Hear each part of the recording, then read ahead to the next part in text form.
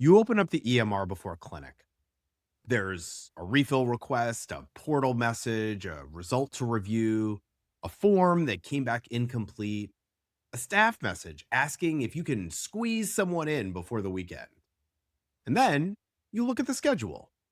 Every slot is full. There are a few double books. Someone needs a procedure. Someone else is booked for one problem, but you already know there will be three. And before the day even starts, you're doing the math. How far behind will I be by 10 a.m.? What can wait? What can't wait? How many notes will still be open tonight?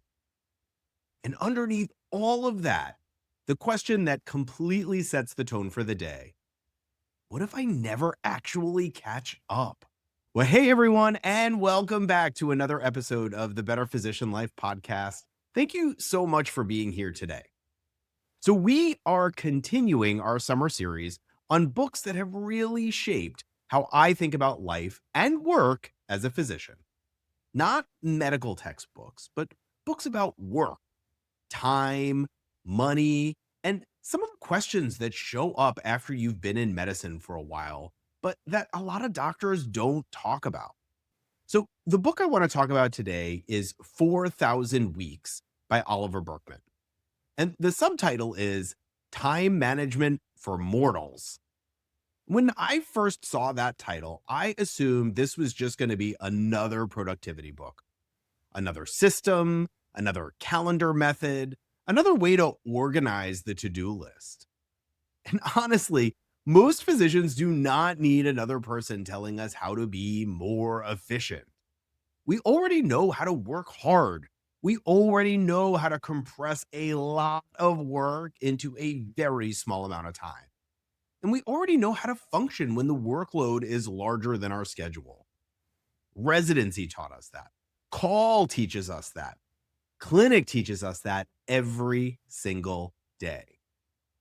But this book is not really about getting more done. At least that isn't how I read it. It is about the fact that time is limited, like really limited. Berkman uses the number 4,000 because that is roughly how many weeks a person has if they live to around the age of 80. And there is something about seeing life in weeks that just feels different. A year sounds familiar. A decade sounds long. A career sounds like a huge span of time. But 4,000 weeks? That sounds finite. And for physicians, that can be really uncomfortable because most of medical training teaches us to treat time as something to manage, something to optimize, something to stretch, something to overcome. We learn to fit more patients into a half day, more messages between clinic visits, more administrative work into weekends that were supposed to be off. And let's not be confused about this. For a long time, that ability really helps us. But over time, we can start to believe that if we just organize things better, eventually we will get on top of everything. The career, the financial plan, the family time, the friendships, the exercise we keep meaning to restart, the friends we keep meaning to call back. And one of the harder truths in this book is that maybe that moment never comes because the volume of possible work will always exceed the time available. Medicine makes this obvious. There is always one more thing, one more patient to add on, one more portal message to answer, one more lab to follow, one more form to sign, one more metric to track. The work never really ends. You finish one part of it, and there's already another part waiting. Clinic ends, but the notes are still open. The notes get done, but the inbox is still there. The inbox clears for a minute, and then new results come back. The results get handled, and then a patient portal message appears all over again. So it is easy to turn this into a personal efficiency problem. If I were faster, I'd be caught up. If I had better templates, this would feel easier. If I managed the day better, maybe I could finally get ahead. And let's be honest, some of that helps. Templates matter, staffing matters, workflows matter, delegation matters. But underneath all of it is the part we do not always want to say out loud. There is frequently way more work than the schedule can actually hold. And when there is more work than the schedule can hold, efficiency helps, but it does not fix the math. That is why so many physicians carry the same background feeling. I'm behind.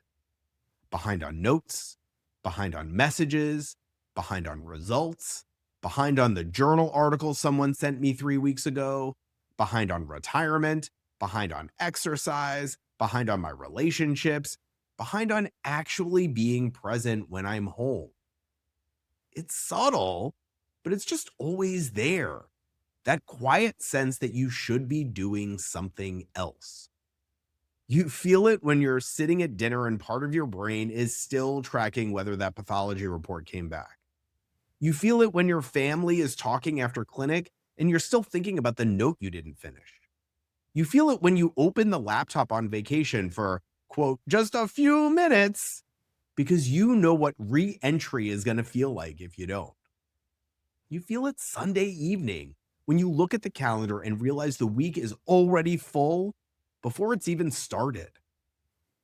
Medicine reinforces this because there is always a number suggesting more is possible. More RVUs, better access, faster inbox turnaround, fewer open charts, higher patient satisfaction. And there's no administrator standing in the background telling you, you're done, this is enough. Someone is always just pointing to the next gap. And we, as physicians, respond to that because we are trained to close loops, to reduce risk and take responsibility. That is part of what makes us so good at our jobs. But it also makes it hard to accept a basic limit.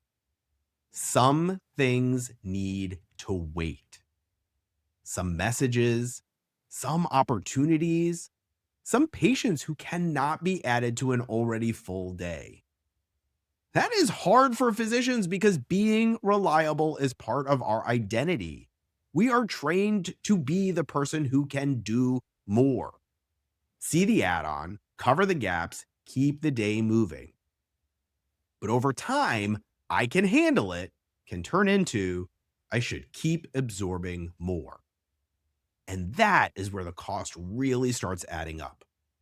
At some point, the question has to shift. Not, can I get this done? Because usually the answer is yes. But the better question is, what is all of this costing? And the cost usually shows up in small ways. You finish clinic and realize you were present with every patient, but rushing the whole time. You get home and feel irritated by a normal question because you're still in work mode. You check the inbox even when you know there's nothing urgent waiting. And the things that do not create immediate consequences start to disappear. Calling a friend, taking a walk, reading something for fun, sitting down without opening the laptop. The non-urgent things get pushed aside. And the thing about non-urgent things is that most of them are the most important things. Being present at home, taking care of your health, exercise, thinking clearly about the next phase of your career, having enough margin to be a good partner. You cannot fully protect those things by just working harder. And that is the part many physicians resist. We are used to believing that with enough effort, we can keep most things moving. But life doesn't work that way. Some things do not stay available just because we intend to get back to them later. Health changes, energy changes, family schedules change. Your kids get older, your parents get older, your own tolerance for the pace changes. And none of that is obvious in the moment. It does not show up like an abnormal lab. It does not land in the inbox with a red flag. It shows up later as regret. You realize your kid stopped asking you to do the thing they used to ask you to do. You realize the friend you kept meaning to call is now someone you mostly text a few times a year. You realize your weight is up, your conditioning is down, and it happened slowly enough that it was easy to miss. You realize you've been saying, once things settle down, for several years. That is the problem with treating time like something we can always catch up on later. Later may still be fine, but later is not the same. And physicians know how to reassess. We do it all day long. The part we are less practiced at is doing it for ourselves before something breaks. Because frequently, nothing looks broken. Work is still work, life is still busy, the schedule is full, but technically, it's all still possible. And that is what makes this easy to miss. A schedule can be functioning and still be taking more than you want to give it. Our career can look successful and still leave very little room for the rest of your life. You can still be doing a good job and still be living inside a structure that needs to be re-examined. And once you see that, the problem becomes clear. But the solution does not. Because changing a doctor's schedule is not simple. There are patients, there are partners, there is access, there is call, there is compensation, there are staffing realities. There is a concern that if you give up ground, it may be impossible to get it back. And then there's the identity piece, the part that still says, I should be able to handle this. That is why most physicians do not need a slogan about protecting time. They need a way to look at the real constraints without pretending the constraints are not real. Because they are real. The work demand is real. The financial goals are real. The guilt about pulling back is real. But so is the cost of not looking at it. Another year of the same schedule, another year of giving the best hours to work and the leftovers to everything else. Another year of saying, I just need to get through this stretch, when the stretch has become the model. That is the part worth paying attention to. Not because everything needs to change, maybe it doesn't, but because the current structure deserves to be chosen on purpose, not inherited by default or because life was on autopilot. And that is usually where it gets hard. Because the questions that actually matter, what gets to stay, what needs to change, what is still worth the trade-off, are almost impossible to answer clearly from inside the schedule, in between patients, at night when you're already exhausted, when every option feels like it creates another problem somewhere else. You can't see the structure when you're running inside it. And most physicians never create a dedicated space to look at it from the outside. If you're in that place right now where the schedule technically works, but your life is getting whatever is left over, that is exactly the kind of decision I help physicians think through. Not with another productivity system, just a clear look at the actual structure. What is still worth the trade-off? What is continuing only because it always has? And you can learn more at betterphysicianlife.com. Because the goal is not to get everything done. That was never really an option. The goal is to stop letting the calendar fill itself, to stop giving the best parts of your week to whatever lands in your inbox, and to make sure the life outside the schedule is still actually there for all of your 4,000 weeks. Thank you so much for being here today, and I'll see you next time on the Better Physician Life podcast.